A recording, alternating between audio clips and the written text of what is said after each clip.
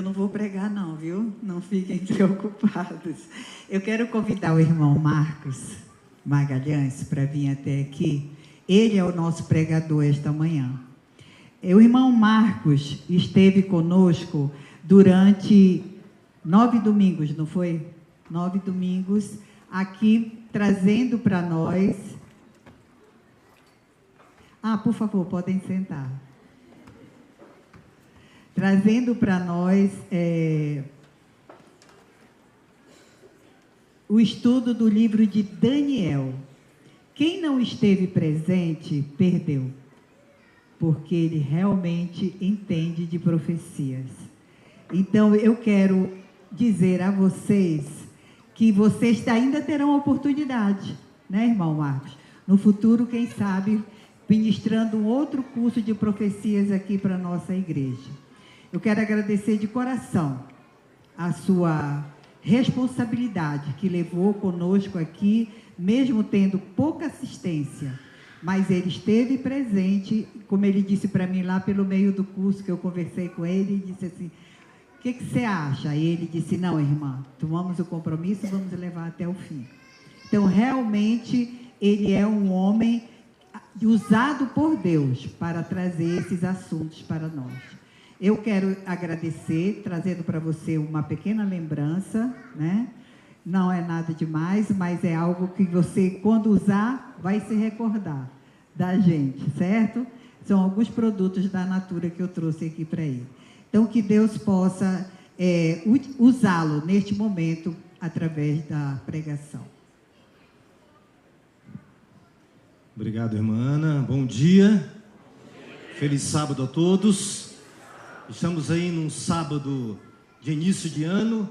Eu tenho certeza que está todo mundo bem animado, não é verdade? Os planejamentos estratégicos já estão sendo feitos, né? Não só nas empresas, mas como também no nosso lado pessoal. Sei que você já está planejando o que vai fazer esse ano, suas novas conquistas, aquilo que não conseguiu alcançar, com certeza Deus vai pôr a mão nesse ano. Como já foi apresentado, meu nome é Marcos Magalhães. Deus me deu uma das ferramentas para o trabalho de missão, que é um canal no YouTube. Esse canal, ele surgiu na época daquela crise sanitária que todos nós lembramos com tristeza. Eu estava em casa, a minha empresa tinha que ser fechada, e eu não podia sair de casa. Eu orei a Deus e disse, Senhor, me dê alguma coisa para fazer nesses dias que estarei aqui. Não podia nem sair para dar o estudo bíblico, porque estávamos confinados. E aí Deus me deu esse canal. Nós começamos ali a colocar uma reflexão bíblica, e estamos aí até hoje, desde 2020 até agora. Estamos nesse ano na nova temporada do canal, que é um tema verdadeiros discípulos. Nós colocamos uma reflexão bíblica todas as manhãs, a partir das 4 da matina. Temos alcançado alguns irmãos do meio pentecostal e neopentecostal, temos ido em algumas igrejas também pregar, e Deus tem nos usado poderosamente nesse ministério. Seja bem-vindo, é só entrar, se inscrever e participar dessa família, amém? Agradeço o convite da igreja para estar aqui com vocês nessa manhã, e gostaria de falar de algo muito atual para todos nós. Nós estamos vivendo num momento em que muitas decisões precisam ser tomadas, e estamos diante de uma geração com muitas dificuldades em tomar decisões, porque no mundo polarizado que estamos vivendo, é notório que se você toma partido de uma posição, automaticamente você já é taxado de um lado. Isso também tem sido conduzido para o meio cristão. Muitos cristãos têm dificuldades em se posicionar ao lado da verdade. Sabe, parece que vou me parecer um pouco careta, vou contra a correnteza se eu me posicionar dentro de algum princípio bíblico. Isso tem levado pessoas a acreditarem que a verdade não é absoluta. Acreditam que a verdade ela é relativa, depende da maneira como você enxerga, depende do nível intelectual que você está, você tem a sua verdade. Isso tem sido uma armadilha que o inimigo tem colocado dentro do arraial de Deus para dividir a sua igreja. E assim, quando temos dificuldade de nos posicionarmos ao lado da verdade, temos uma Bíblia, uma verdade que deve se adequar ao nosso gosto pessoal. Tomar decisões é importante para cada um de nós, principalmente no campo espiritual. Esse novo ano vai nos propor momentos em que teremos que decidir ao lado do certo e do errado. Quero trazer hoje um recorte de um momento do povo de Israel, que estava no vale da indecisão. Não sabia se servia a Deus ou se servia qualquer outro Deus. Talvez você hoje se encontre, quem sabe, nesse vale, ainda com dúvidas se serve a Deus como Ele pede, ou se serve a Deus conforme as suas paixões. Eu quero te convidar a abrir a Bíblia agora, em 1 Reis. Abra sua Bíblia, o seu smartphone. 1 Reis, capítulo 16. 1 Reis, capítulo 16. Vamos ler os versos 29 até o 33. 1 Reis, capítulo 16, versos 29 a 33, e vamos orar. Querido Pai, a Tua palavra está aberta nesse momento, queremos extrair dela o alimento que tanto precisamos. Da mesma forma que o Espírito Santo inspirou os profetas no passado, que nessa manhã Ele venha iluminar a nossa mente, para que possamos compreender, entender a Tua palavra. Nos entregamos em Tuas mãos, em nome de Jesus. Amém. Vamos ao texto, capítulo 16, verso 29 até o 33. Acabe, filho de Onri, começou a reinar sobre Israel no ano 38º de Asa, rei de Judá. E reinou Acabe, filho de Onri, sobre Israel em Samaria, 22 anos. Fez Acabe, filho de Onri, o que era mal perante o Senhor, mais do que todos os outros que foram antes dele. Como se fora coisa de somenos andar ele nos pecados de Jeroboão, filho de Nebate, tomou por mulher a Jezabel, filha de Etbaal, rei dos Sidônios, e foi e serviu a Baal e o adorou. Levantou um altar a Baal na casa de Baal, que edificara em Samaria. Também Acabe fez um poste ídolo, de maneira que cometeu mais abominações para irritar ao Senhor, Deus de Israel, do que todos os reis de Israel que foram antes dele. Nesse recorte podemos ver um momento muito delicado do povo de Israel. Precisamos voltar um pouco ao tempo, quando as 12 tribos ainda eram unidas como uma só nação. Vocês vão lembrar que após a morte de Salomão, o seu filho Roboão assume o reinado. E havia algumas questões administrativas para serem resolvidas. Primeiramente, o povo estava sobrecarregado com uma carga tributária tremenda. Nada de diferente para nós hoje. Então, Roboão resolve chamar o povo procura Roboão, para que os impostos fossem amenizados, para que a carga diminuísse. E Roboão tomou conceito com alguns jovens, alguns experientes, e decidiu que não ia mudar nada. Naquele momento, o povo de Israel acontece um racha, uma divisão. Há uma separação, em Jerusalém ficam duas tribos, que eram quem? Judá, Benjamim. E ao norte as outras 10 tribos, sob o comando de Jeroboão, que foi quem liderou essa conversa, esse diálogo com Roboão. Naquele momento há uma ruptura na nação e se divide. E aqui no contexto atual que estamos lendo, estamos na região, na nação do norte, que tinha como sede na sua capital em Samaria, e cujo rei era Acabe. O texto nos revelou que Acabe estava há 22 anos reinando sobre o povo de Israel. E não era um reinado segundo a vontade do Senhor. Muito pelo contrário. A Bíblia revela que Acabe fez muito mal. Ele foi tão ruim, tão péssimo, que ninguém se comparou a ele.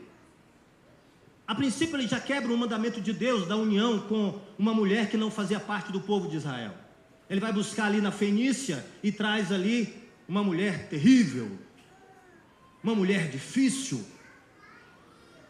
dominante, e ela consegue pegar o Acabe e fazer dele um joguete em suas mãos. Ela traz então os seus ídolos, o seu deus Baal, e de maneira sorrateira consegue introduzir dentro de Israel um novo Deus. Quando olho para essa história, eu fico pensando como Acabe, um rei, conhecendo o Deus verdadeiro, como ele pôde ser levado a mudar completamente, a ser dominado.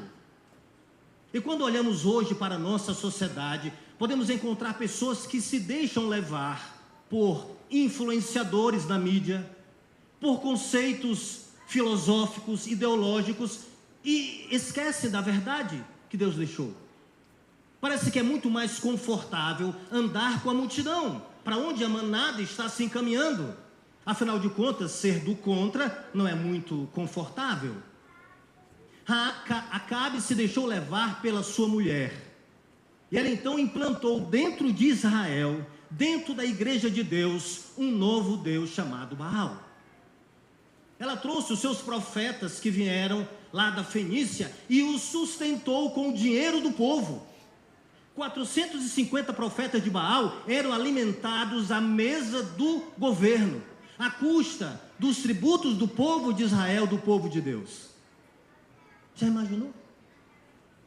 Como aceitar isso? Esse era o contexto em que Israel estava vivendo. E o que fazer? Como acordar aquela igreja naquele momento de tamanha idolatria e apostasia? Quem seria a pessoa que teria coragem para vir ao púlpito e levantar e mostrar para a igreja que ela estava se caminhando para a perdição?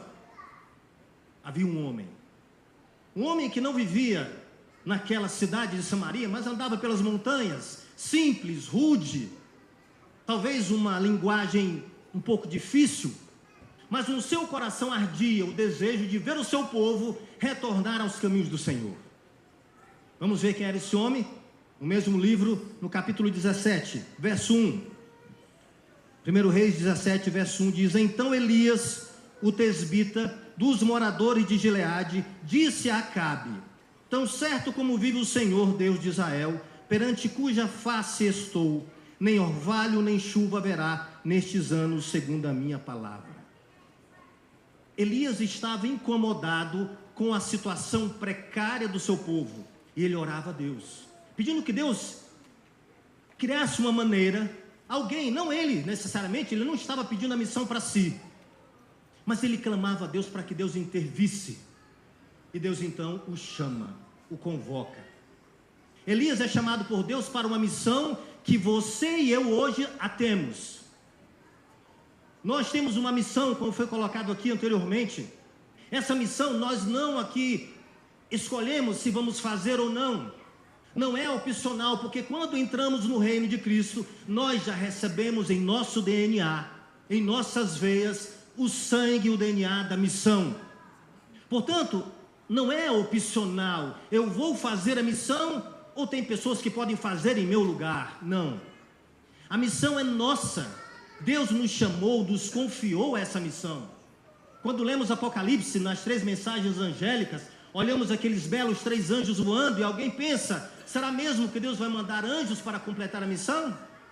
Aqueles anjos simbolizam mensageiros, você e eu. Elias não titubeou, Elias não questionou, ele aceitou a missão. E ele vai até Acabe. Imagine vocês a intrepidez de Elias. Um homem simples das montanhas, vai à presença do rei de Israel e se apresenta diante dele, se posiciona e diz uma mensagem terrível. Ele fala para Acabe: olha, não vai mais chover aqui, porque Deus mandou eu dizer isso para você. Vai passar por uma escassez, por uma fome, falta de água, falta de tudo. E Elias deu uma mensagem e saiu rapidamente, foi embora. E conseguiu escapar. Quando Acabe se deu por conta, não sabia mais onde Elias estava, mas a mensagem estava sendo dada. Elias se retira dali, Deus o leva para um lugar e pede que ele fique ali por algum tempo.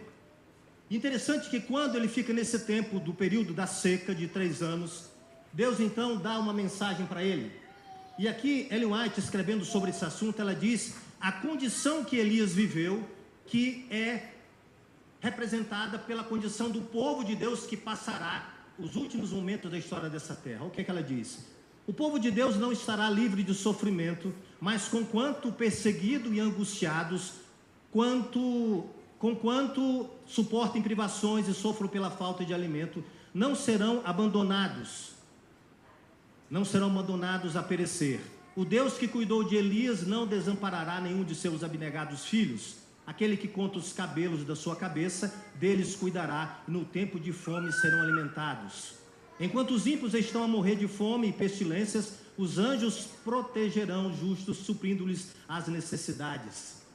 Aqui é o grupo que estará pelos últimos momentos da história desse mundo antes de Jesus voltar. Passarão por dificuldades, mas é exemplo de Elias, que foi alimentado pelos corvos. E uns dias atrás alguém apareceu na internet, um judeu, não me lembro qual é a raiz, e ele dizia que esses corvos não eram animais, mas era um grupo de árabes que viviam por ocasião de Elias e iam lá alimentar Elias. Uma viagem, né? Nós temos clareza interpretativa, hermenêutica, de que esses corvos eram realmente animais, que Deus programou, Deus instruiu para que eles fossem até Elias e então alimentasse Elias naqueles dias que ele estaria ali longe de Acabe. Queridos, aqui Acabe ficou perplexo com aquela mensagem e os anos começaram a se passar. O primeiro ano vem e aquelas folhas lindas que estavam na primavera começam a cair. Já começa a se sentir os primeiros sinais de uma seca que Israel nunca tinha vivido antes. Os animais começam a fraquejarem, a água começa a ficar escassa e as coisas vão acontecendo. Depois vem o segundo ano, e no segundo ano também, logo, as marcas começam a aparecer com mais veemência. Pessoas começam a parar em demência por falta de comida e de água. Não havia água mais para nada. E aqui, Ellen White também faz outra citação do momento em que o povo passava por esse momento de perda, de falta de alimento e de água. Deus estava colocando a mão sobre Israel, não para puni-lo. Deus, ele não tem o interesse de punir você. Ele não tem amor na desgraça, na morte do ímpio, muito pelo contrário. Mas em alguns momentos da nossa vida, Deus vai precisar fazer algo espetacular, extraordinário, para que possamos acordar. Deus pode permitir que passemos por uma situação, por vezes até vexatória, para que nós possamos acordar, abrir os olhos e ver o que Deus tem para falar para a gente. Às vezes estamos há tanto tempo na igreja, batizados, servindo a Deus, que estamos meio acomodados, esquecemos da missão que temos, esquecemos da verdade que Deus deixa aqui claramente, e começamos a conjecturar. Um tempo atrás eu recebi uma Bíblia inclusiva. O título já dá para vocês terem uma ideia do que se trata. E naquela Bíblia, alguns pastores, casados, homens com homens, mulheres com mulheres, criaram uma igreja e olharam para a palavra de Deus e disseram: essa Bíblia está desatualizada. Ela precisa de um upgrade, precisa de uma atualização para contemplar a evolução cognitiva que nós chegamos nesse mundo. E pegaram algumas partes da Bíblia e arrancaram.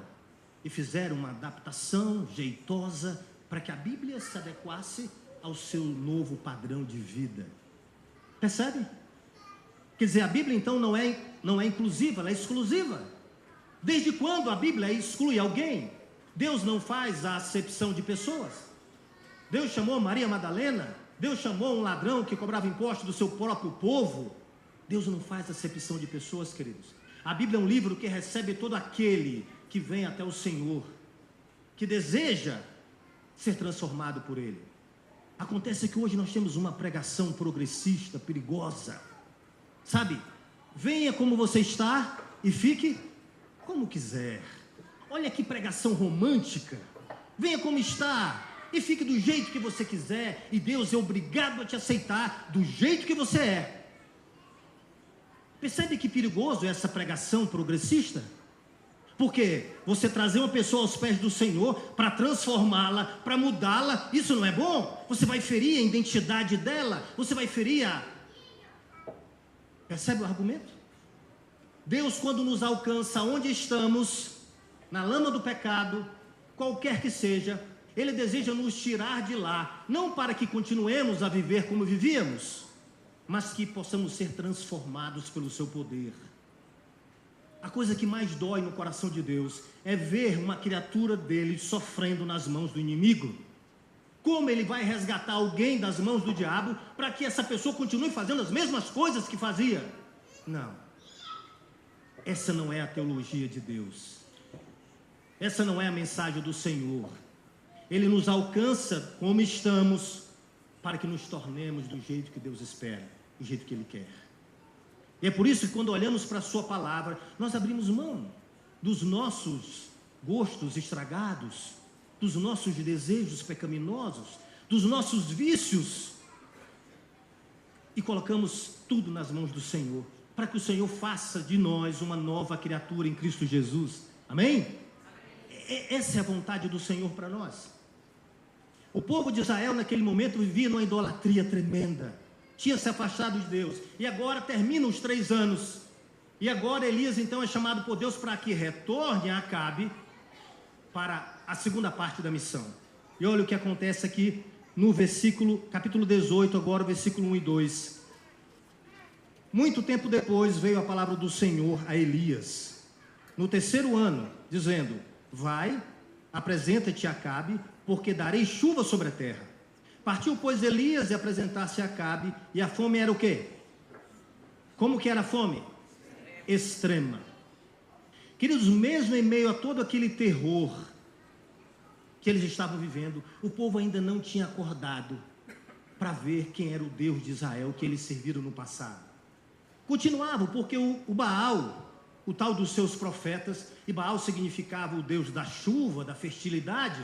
Então eles continuavam a enganar o povo de que uma hora ou outra Baal iria mandar chuva, porque afinal de contas, quem detinha os portais de chuva do céu não era o Deus de Israel, era Baal. Eles não precisavam ter medo. E aquela enganação, aquela narrativa, sabe, foi massificando na mente do povo de Israel, e eles estavam ali, sabe, embebecidos naquela narrativa. E nada de chuva, e nada que acontecia. Então agora Elias retorna a Acabe e fala para ele que agora iria acabar. Olha o que acontece aqui no versículo seguinte, versículo 18, verso 21. Elias se apresenta ao povo e diz: então Elias se chegou a todo o povo e disse: até quando cocheareis entre 2 pensamentos? Se o Senhor é Deus, seguiu. Se é Baal, seguiu. Elias chama o povo a uma razão. Primeiro ele se apresenta a Acabe e faz uma proposta a Acabe: vamos nos reunir lá no Monte Carmelo, e você vai levar os seus profetas, eu estarei lá, e lá nós vamos fazer a prova final. Aquela notícia correu por todo o vale de Samaria, e alguns chegaram a pensar que naquele dia Elias seria sacrificado, porque afinal de contas, a narrativa ensinada e pregada e difundida em Israel era que o culpado da chuva era quem? Elias. Não estava chovendo porque Elias. E quando ele se encontra com Acabe, a primeira coisa que Acabe fala é: és tu o perturbador de Israel? Ora, a tamanha cegueira de Acabe, e ainda acusar Elias de que ele era o perturbador. Tudo aquilo que estava acontecendo era por culpa de Elias. Elias então marca o dia certo para então eles se apresentarem lá no monte que ele designou, Carmelo. Carmelo ficava a mais ou menos 500 metros de altitude. Da altura dele, do seu pico, conseguia-se avistar todo Israel, toda Samaria. Era um lugar privilegiado, que outrora era lindo pelas flores, pela vegetação, pelos córregos que cortavam, e que agora nesse momento estava no estado caótico, triste, feio, porque havia seca. Pessoas haviam perdido a vida nesse período, e agora ele marca um local para se encontrar com o povo. Quando ele chega ali, diante do Carmelo, reúne todo o povo no dia marcado, chega aquela caravana dos profetas de Baal, 450 profetas, desfilando com pompa, para se apresentar ao Carmelo. Elias se apresenta ali, um homem simples, do jeito que era, e o povo vai ali para assistir, porque acreditavam que um espetáculo iria acontecer ali. Chega no momento exato, Elias então faz a proposta: E a proposta era 2 animais, um para cada grupo, um para os profetas de Baal e outro para Elias. Eles iriam esquartejar aquele animal, colocar no altar, e o Deus que enviasse fogo do céu era o Deus verdadeiro. Simples. Ninguém questionou. Todo mundo achou que era uma proposta razoável, pelo menos. Então, Elias deu a prioridade para os profetas de Baal.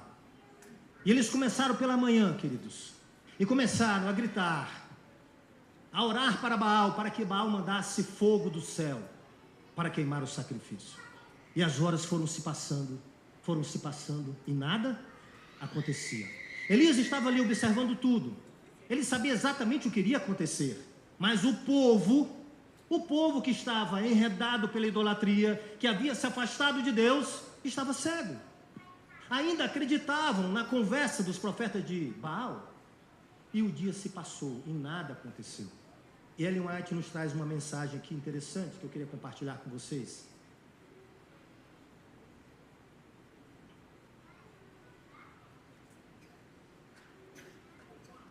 Acho que não quer passar aqui.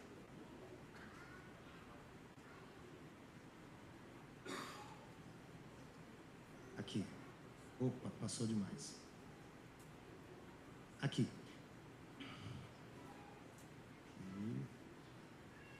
Só um minuto. Então. Pode voltar para mim, por favor?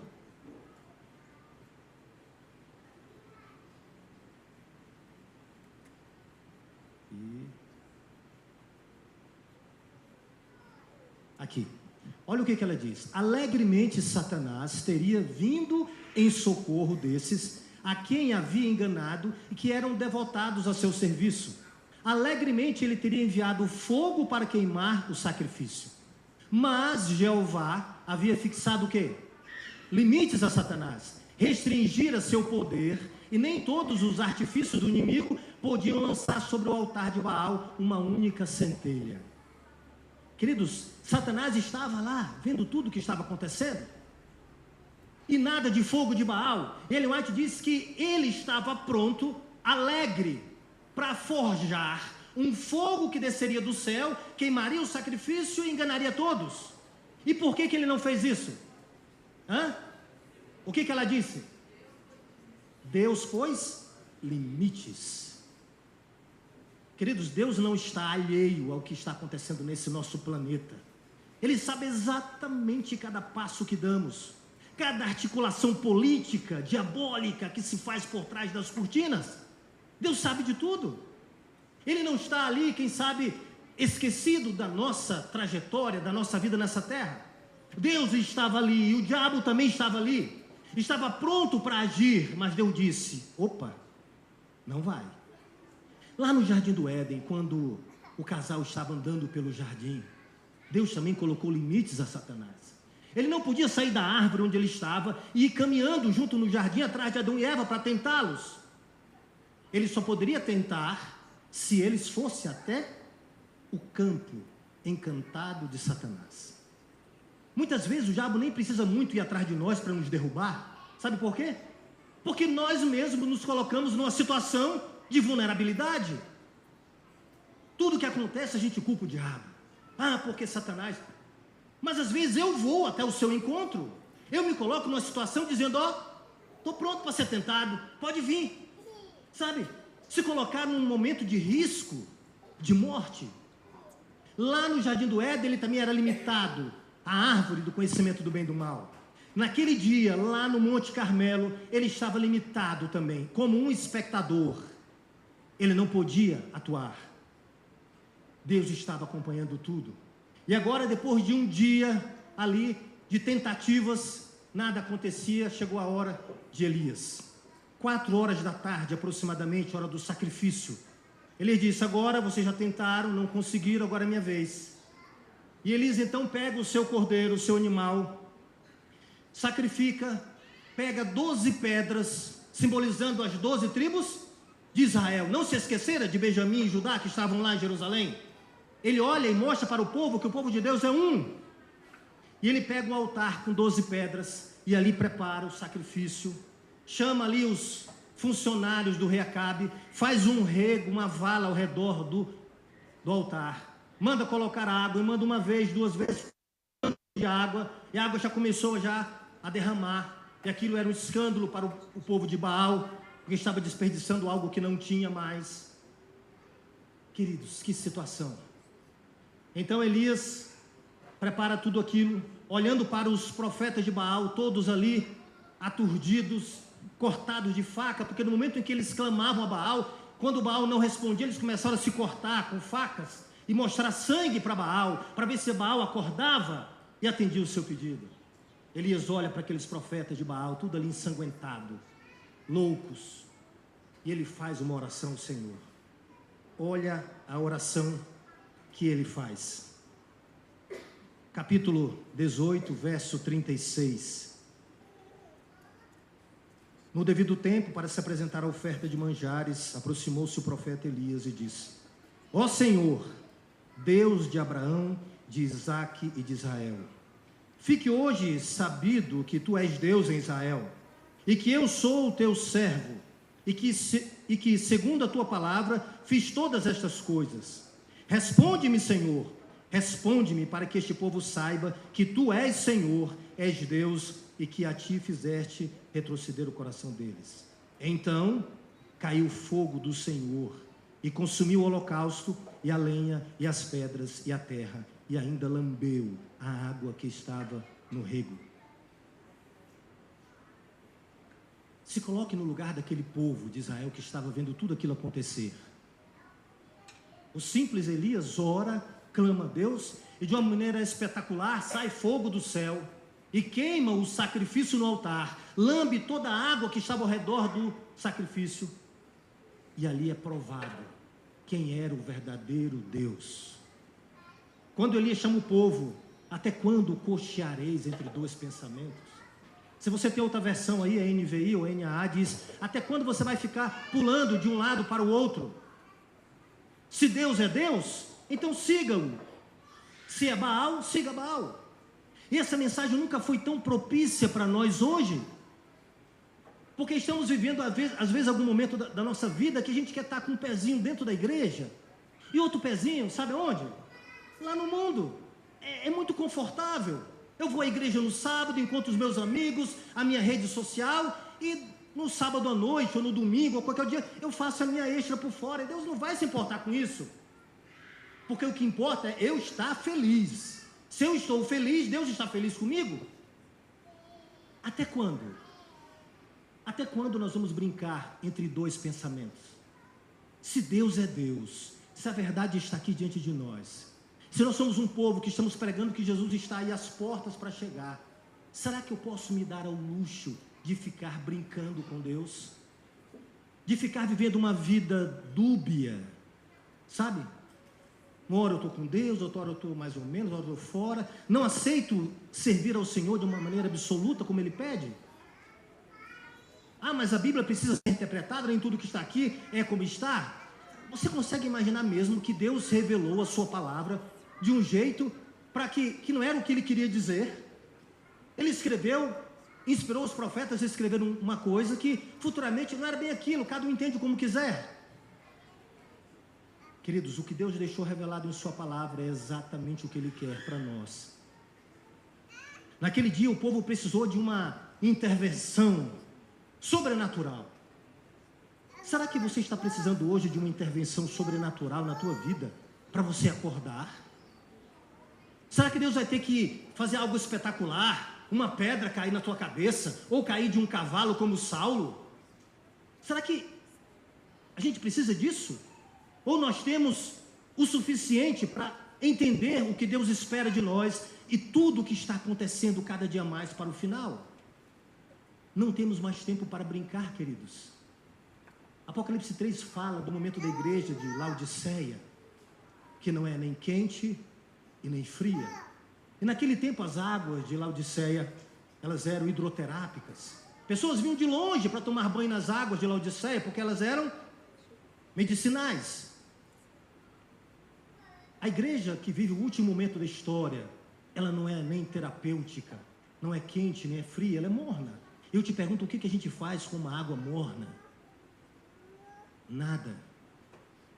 Nós somos os cristãos dos últimos momentos que antecedem a volta do Senhor. Eu te pergunto, que tipo de cristão tem sido eu? Tem sido você? Será que somos cristãos terapêuticos? Ah, mas você pode dizer, não, mas a profecia de Laodiceia está na Bíblia, vai acontecer. Tudo bem, vai acontecer, mas não precisa acontecer em quem? Não precisa acontecer em mim? Que é profecia, que é o estado da igreja, da última igreja, ninguém discorda, ninguém discute, mas essa profecia não precisa se cumprir na tua vida, querido. Não. Você, como Elias, foi chamado para ser um estandarte da verdade. Ah, mas ninguém acredita mais nessa verdade, é uma verdade exclusivista. Quando eu prego sobre o Apocalipse, sobre Daniel, e algumas partes ali são... Ah, mas se eu falar isso, eu vou estar me colocando numa posição de exclusivismo. Querido, Jesus falou que muitos seriam chamados, mas poucos escolhidos. A verdade, ela é como é, absoluta. Não há espaço para moldá-la, para ajustá-la à nossa vontade. Deus está atrás hoje de um povo, de um homem, de uma mulher, que faça o papel que Elias fez naquele dia. Que se indigne com a situação que o mundo está, e não estou fazendo aqui uma apologia à violência, a sair quebrando tudo, não, nada disso. Mas que você se indigne com a situação do mundo e olhe para você e diga, eu não aceito isso para a minha vida. Eu quero estar preparado quando o Senhor aparecer nas nuvens do céu. Quer você creia ou não, se de nada disso acontecer, você não perdeu nada. Mas se tudo acontecer, você perdeu tudo. Hoje Deus está chamando Elias. Eu quero deixar o último texto de Ellen White. E você conhece esse texto? Porque ele apareceu na lição dessa semana, na lição de sexta-feira. Alguém lembra? Olha o que ela diz. Por 40 anos a incredulidade, a murmuração e a rebelião excluíram o antigo Israel da terra de Canaã. Os mesmos pecados têm postergado a entrada do Israel moderno na Canaã celestial. Em nenhum dos casos houve falta da parte da promessa de Deus.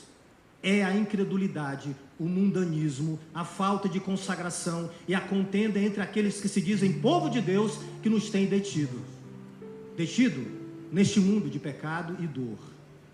Se a igreja de Cristo tivesse feito a obra que lhe foi designada, como ele ordenou, o mundo inteiro já teria sido advertido. O Senhor Jesus teria vindo à terra em poder e grande glória. Queridos, nessa manhã, o meu desejo, a minha oração é que eu e você possamos ser cristãos terapêuticos, preparados, como Elias foi. E eu pergunto, será que tem algum Elias aqui nessa manhã? Será que tem algum Elias, homem ou mulher, que quer dizer, Senhor, eu quero dar o tom, o sonido certo na trombeta nesses últimos dias? Alguém? Alguém? Amém. Deus está te buscando nessa manhã. Deus quer fazer de você um porta-voz da sua palavra. Deus não te chamou só para vir à igreja esquentar bancos. Não. Deus te chamou para algo muito maior, para pregar o evangelho, para anunciar que ele está chegando. E o que eu tenho feito? Eu tenho as mídias sociais para fazer isso. Eu sou de um tempo mais atrás, não muito assim também, mas que a gente não tinha todos esses recursos que temos hoje. E a gente criava algumas maneiras de pregar. Saía pelas ruas entregando um folhetinho, colocava um folhetinho dentro das garrafas de PET, jogava no rio. Coisas que estavam ao nosso alcance. Mas hoje nós temos ferramentas poderosas para pregarmos o evangelho, para cumprirmos a missão, para fazermos o papel que Elias fez. E Deus hoje está buscando Elias, homens e mulheres, para cumprir a missão. Ele quer saber se você está pronto, se eu estou pronto. Será que eu posso dizer nessa manhã, Senhor, estou pronto para, se preciso for, padecer por Ti, mas fazer algo que está aqui ao meu alcance, de levar a mensagem do Senhor.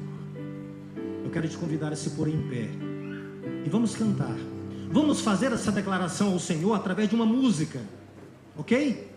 E nós vamos cantar dizendo ao Senhor: eu estou pronto, eu quero cumprir a missão, eu quero fazer o meu papel.